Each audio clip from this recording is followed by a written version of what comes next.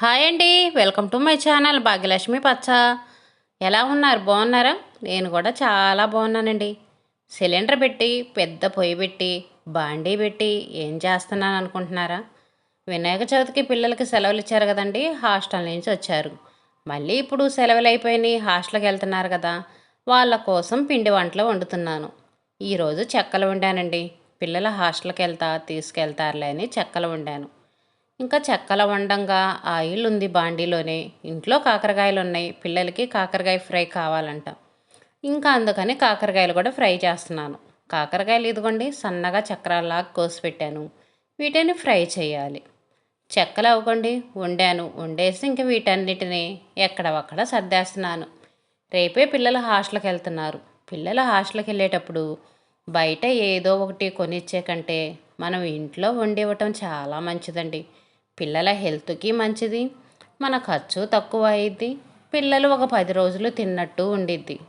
కొనిచ్చామనుకోండి ఎక్కువ డబ్బులు అయిపోవటమే కానీ పిల్లలకి తినటానికి 2 రోజులు కూడా రావండి. అదే మన ఇంట్లో మన చేతులతో వండించామనుకోండి ఒక 10 రోజులు తింటారు. క్వాంటిటీ కూడా ఎక్కువగా వచ్చేసిద్ది. పిల్లల హెల్త్కి కూడా మంచిది. మనం ఏ ఆయిల్ పడితే ఆయిల్ వాడం కదా, మంచి ఆయిల్ వాడతాము. ఇంకా పిల్లలకి హెల్త్కి కూడా ప్రాబ్లం ఉండదు. ఎప్పుడు చక్రాలే వండుతానండి. ఎప్పుడు మా అమ్మాయి హాస్టల్కి సన్న చక్రాలు ఉంటాయి చూడండి, సన్న కారపూస, అవి తీసుకెళ్ళిద్ది. ఈసారి మాత్రం చెక్కలు వండాను. కొంచెం కాకరకాయల కారం పచ్చడిలో అవి తీసుకెళ్తానంది. ఇంకా అందుకనే కారం చేస్తున్నా. హాస్టల్లో పిల్లలకి రోజు కూరలు తిని తిని బోరు కొట్టిద్ది కదండి. ఇంకా అప్పుడప్పుడు వాళ్ళకి నోటికి రుచిగా తినాలనిపించినప్పుడు ఇంక ఇలా పచ్చళ్ళు కారాలు ఉంటాయిలని చేస్తున్నాను. చెక్కల వండంగా ఆయిల్ ఉంది కదా, మళ్ళీ ప్రత్యేకంగా ఆయిల్ పోయటం, ఇంకో బాండీ పెట్టడం, ఇవన్నీ ఎందుకులేని ఇంకా ఆయిల్లోనే ఇదిగోండి కాకరకాయలు ఫ్రై చేస్తున్నాను. కాకరకాయలు ఫ్రై అయ్యేలోపు ఖాళీగా ఉండటం ఎందుకులని ఉల్లిపాయలు కట్ చేస్తున్నాను. ఉల్లిపాయలు వేసి కాకరకాయ ఫ్రై చేస్తున్నాను. కాకరకాయలు డీప్ ఫ్రై చేసుకుంటే త్వరగా ఫ్రై అవుతాయి. కాకరకాయ ముక్కలు కూడా బాగా క్రిస్పీగా కరకరలాడుతూ ఉంటాయి. నార్మల్గా కొంచెం ఆయిల్ వేసి ఫ్రై చేసామనుకోండి అంత క్రిస్పీగా ఉండవు, అందులో కొంచెం చేదుగా ఉంటాయి. అందుకని డీప్ ఫ్రై చేసుకుంటే కాకరకాయ బాగా ఫ్రై అయ్యి చేదనేది లేకుండా ఉండిద్ది. ఆయిల్ కూడా ఎక్కువేం పీల్చదులేండి. నార్మల్గా ఫ్రై చేసుకునేదానికి దీనికి పెద్ద తేడా ఏం ఉండదు, ఎక్కువ ఆయిల్ ఏం పీల్చవు. కాకరకాయలు కొంచెం అటు ఇటు తిప్పుకుంటా ఫ్రై చేస్తున్నాను. అలాగే ఉంచామనుకోండి పెద్ద పొయ్యి మీద కొంచెం ఎక్కువ మంట పెడతాం కదా, మాడిపోతాయి. అందుకని గరిటె తీసుకొని తిప్పుకుంటా ఫ్రై చేసుకుంటే ఇదిగోండి ఈ విధంగా ఫ్రై అవుతాయి. బాగా గోల్డెన్ బ్రౌన్ కలర్లోకి వచ్చేంత వరకు వేయించుకోవాలి. అప్పుడు కాకరకాయ ముక్క అనేది చేదు లేకుండా ఉండిద్ది. పిల్లలు కూడా ఇష్టంగా తింటారండి. చేదుగా ఉందనుకోండి పిల్లలు కాకరకాయ కారం అంతగా తినరు, ఇష్టపడరు. అందుకని ఇలా ఫ్రై చేసామంటే పిల్లలకి బాగా కరకరలాడుతూ ఉంటాయి ముక్కలు, పిల్లలు కూడా ఇష్టంగా తింటారు. ఈ కారం చేసేటప్పుడు కూడా మనం చాలా జాగ్రత్తగా చేయాలండి. హాస్టల్కి తీసుకెళ్తారు కాబట్టి మనం తడి చేతులు తడి తగలకుండా జాగ్రత్తగా చేసుకోవాలి. అదే ఇంట్లో చేయటం అనుకోండి ఒకరోజు 2 రోజులు మనం బయట ఉంచుతాము, తర్వాత ఫ్రిడ్జ్లోనైనా పెట్టుకోవచ్చు. పిల్లలకి అలా కాదు కదా, వాళ్ళకి ఈ కారం అయిపోయేంత వరకు పిల్లలు బయటే ఉంచుకుంటారు కాబట్టి ఫ్రై అనేది చాలా జాగ్రత్తగా చేసుకోవాలి. నేను ఉల్లిపాయలు కట్ చేస్తున్నా కానీ నీళ్ళల్లో, కాకపోతే తడి చేతులు అనేవి తగలకుండా జాగ్రత్తగా చేస్తున్నాను. కాకరకాయలు చూడండి మొత్తం ఫ్రై అయిపోయినాయి. ఇంక ఇవన్నీ నూనెలో నుంచి తీసేస్తున్నాను. మరీ నల్లగా కాకుండా మరీ పచ్చిగా ఉండేటట్టు కాకుండా ఈ విధంగా వేయించుకుంటే చాలండి. ముక్కలు మాత్రం చాలా బాగుంటాయి. కాకరకాయలు ఫ్రై చేసి పక్కన పెట్టేసా కదా, ఇప్పుడు కారానికి కావాల్సినవన్నీ ఏర్పాటు చేసుకుంటున్నాను. కొన్ని పల్లీలు వేయించుకుంటున్నానండి. పల్లీలు వేస్తే చాలా బాగుంటుంది కారం. కారం అనేది మంట ఎక్కువ లేకుండా పొడి అనేది ఎక్కువగా ఉండిద్దండి. ఎక్కువ పొడి ఉండి మనకు అన్నంలో కలుపుకోవడానికి కూడా చాలా బాగుంటుంది. కొన్ని పల్లీలు ఇంకా ఇదిగోండి ఎండు కొబ్బరి కూడా వేస్తున్నాను. ఎండు కొబ్బరి ముక్కలుగా కోసి ఇదిగోండి ఈ గిన్నెలో పెట్టుకున్నాను. ఉల్లిపాయలు కట్ చేసి పక్కన పెట్టేశాను. ఎండు కొబ్బరి ముక్కలు కట్ చేశాను. ఇంకా పల్లీలు కూడా వేయించుకొని వాటి మొత్తాన్ని పొడిలాగా వేసుకోవాలండి. వాటికి తోడు వెల్లుల్లి రెబ్బలు, జీలకర్ర, కరివేపాకు, ఇవన్నీ వేసుకొని పొడిలాగా వేసుకోవాలి. ఇంక ఇప్పుడు ఇదిగోండి ఉల్లిపాయలు ఫ్రై చేసుకుంటున్నాను. నేనైతే 2 ఉల్లిపాయలు కట్ చేశానండి. 2 ఉల్లిపాయలను ఇలా సన్నగా కట్ చేసి గోల్డెన్ బ్రౌన్ కలర్‌లో వచ్చేంత వరకు వేయించుకోవాలి. ఇవి వేగిన తర్వాత కాకరకాయ ముక్కలు కూడా వేశాను. కాకరకాయ ముక్కలు వేసి, కొంచెం ఉప్పు వేసి, కొంచెం ఫ్రై చేసుకొని, తర్వాత ఇందాక కారం పట్టించాను కదండీ! పల్లీ కారం, పల్లీలు, కొబ్బరి ఇంకా అవన్నీ ఇదిగోండి ఈ కారం కూడా ఇందులో వేసి బాగా ముక్కలకు పట్టేంత వరకు ఇలా తిప్పుకుంటే సరిపోయిద్ది. మనం ఇంట్లో వాడుకుంటే కొంచెం బెల్లం వేసుకుంటే ముక్కలనేవి అస్సలు చేదు లేకుండా కొంచెం తీపిగా, కారంగా, చేదుగా చాలా బావుంటది. కాకపోతే పిల్లలకి హాస్టల్‌కి పంపిస్తున్నాం కాబట్టి బెల్లం వేయట్లేదండి. బెల్లం వేయటం వల్ల 2 రోజుల తర్వాత ముక్క అనేది మెత్తగా వచ్చేసిద్ది. మెత్తగా వచ్చి కొంచెం నీరు కూడా వచ్చిద్దండి కొంచెం ఎక్కువ బెల్లం వేసామంటే. అందుకని బెల్లం అనేది ఏమీ వేయకుండా మామూలుగానే ఫ్రై చేశాను. పొడి పొడిలాడుతా ఫ్రై మాత్రం చాలా బావుండిద్దండి. బెల్లం వేయకపోతేనే మా పిల్లలకి చాలా ఇష్టం. మా ఇంటి ముందు వినాయకుడిని మండపం కట్టారు కదండీ! మండపం కట్టి వినాయకుడిని పెట్టారు కదా! ఇంకా నిమజ్జనం అయిపోయిన తర్వాత మండపం తీసేశారు. చూడండి ఇంటి ముందు ఎలా ఉందో! ఇదంతా మొత్తం క్లీన్ చేసుకోవాలి. ఇంట్లో పనంతా అయిపోయిన తర్వాత సాయంత్రం ఇంకా సత్తెనపల్లి వచ్చామండి. సత్తెనపల్లి వచ్చి మా అమ్మాయికి డ్రెస్ తీసుకున్నాను. డ్రెస్ ఎందుకు తీసుకున్నాను అనుకుంటున్నారా? మా అమ్మాయి పుట్టినరోజు ఉందండి. ఇంకా పుట్టినరోజుకి తను హాస్టల్లో వేసుకునేది కదా అని తనకు నచ్చిన డ్రెస్ ఒకటి తీసుకున్నాను. సెప్టెంబర్ 15 తన పుట్టినరోజండి. ఇంకప్పుడు తను హాస్టల్‌లో ఉండిద్ది గదా! ఒకవేళ పుట్టినరోజుకి మేము వెళ్ళినా, ఆ రోజు మేము వెళ్ళి తను కొత్త డ్రెస్ వేసుకునేటప్పటికి చాలా లేట్ అయిద్ది కదా! అందుకని తనకిష్టమైన డ్రెస్ కొనుక్కొని తీసుకెళ్తుంది. ఈ షాప్‌లో కొన్ని డ్రెసెస్ ఆఫర్‌లో ఉన్నాయండి. ఆఫర్‌లో మనకి డ్రెస్సు రూ. 1000 అనుకోండి, 500కి అలా ఇస్తారంట. ఎవరన్నా కావాల్సిన వాళ్ళు వెళ్ళి తీసుకోవచ్చు. సత్తెనపల్లిలోనే కదా! సత్తెనపల్లి దగ్గరలో ఉన్నవాళ్ళు వెళ్ళి తీసుకోండి. ఆఫర్‌లో ఉన్నాయంట డ్రెస్సులు.